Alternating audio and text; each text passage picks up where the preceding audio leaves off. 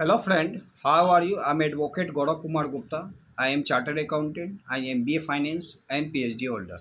My project Derivative Market Future Trend Analysis.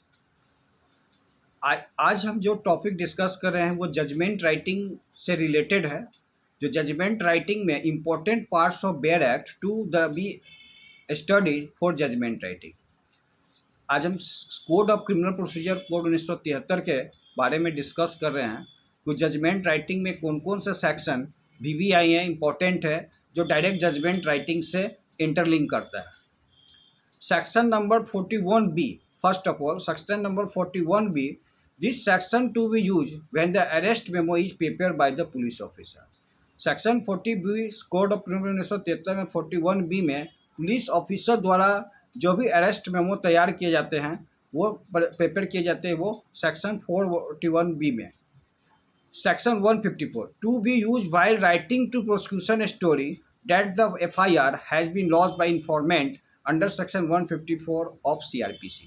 Section 154 में आप FIR को लॉन्च करवाते हैं इन प्रोसिक्यूशन के स्टोरी द्वारा, जो लिखित होता है, जो प्रोसिक्यूशन जो है, जो केस फाइल करता है, जो FIR करता है, उसका हम FIR लॉन्च करवाते हैं इन्फॉर्मेंट के रूप में इन्फॉर्मेंट द्वारा। सेक्शन 162 BNSS में अब 173 में FIR को लॉन्च कहता है। इसमें जीरो FIR का कॉन्सेप्ट आ गया है।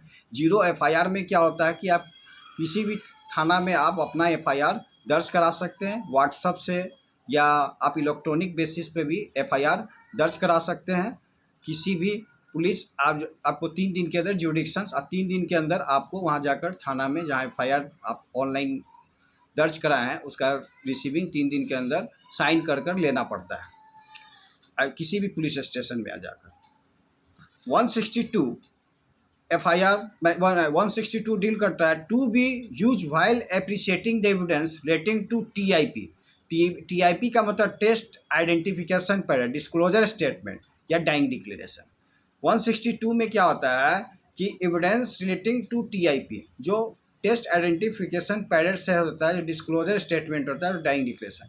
मृत्युकालीन कथन, डाइंग डिक्लेरेशन का मतलब मृत्युकालीन कथन, जब कोई बंदा मरते समय कोई भी चीज़ बताता है कि अपना डिक्लेरेशन देता है मजिस्ट्रेट के सामने या जज के सामने या किसी भी एक्सिक्यूटिव मजिस्ट्रेट के सामने का कथन देता है, उससे कहते हैं डाइंग डिक्लेरेशन।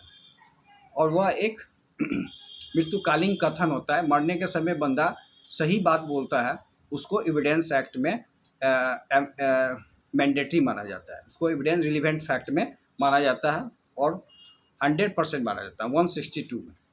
165 में to be use when the search is conduct by the police officer making investigation को बनाने के लिए जो कंडक्ट होता है उसका यूज का किस में करता है, सेक्शन 165 में। सेक्शन 173 क्लॉज 2 में बताता है use this while writing prosecution story police report has been submit under section 173(2) of the CRPC। 173 clause 2 के अंतर्गत प्रोसिक्यूशन की जो स्टोरी होती है वो पुलिस रिपोर्ट में सबमिट किया जाता है 173(2) ऑफ CRPC में। 177 से 179 these sections to be used only when the accused has raised only objection relating to jurisdictions। इस सेक्शन के अंतर्गत एक्यूज के जितने भी ऑब्जेक्शन है, रेटिंग है, चाहे उसका अधिकार जुरिडिक्शन है, अधिकार क्षेत्र है, उसको हम एक्सप्लेन करते हैं।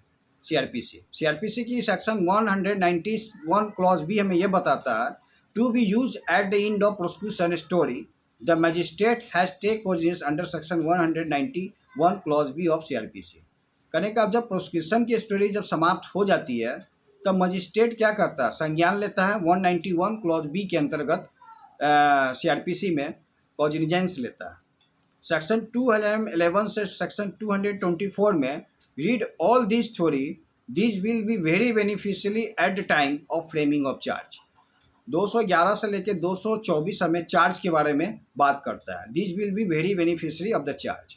चार्ज क्या होता है? चार्ज का मतलब ये होता है कि जब भी कोई आप पे जो आरोप लगा, जो एलिगेशन लगा है, उसको आपको चार्ज में प्रूव करना पड़ता है कि आप माने आपके ऊपर जो एलिगेशन लगा है एज एलिगेशन, उसको आपको प्रूव करना पड़ता है, जिसको क्रॉस एग्जामिनेशन कहते हैं, री एग्जामिनेशन होता है, मिसचीफ होता है। इसके अंतर्गत हम चार्ज को प्रूव करते हैं। यदि चार्ज प्रूफ हो गया, यदि आप प्ली ऑफ अलीबाई हो गया, यदि चार्ज में आपने गलती एक्सेप्ट कर लिया तो आपका कन्विक्शन होगा, नहीं तो एक्विटल होगा।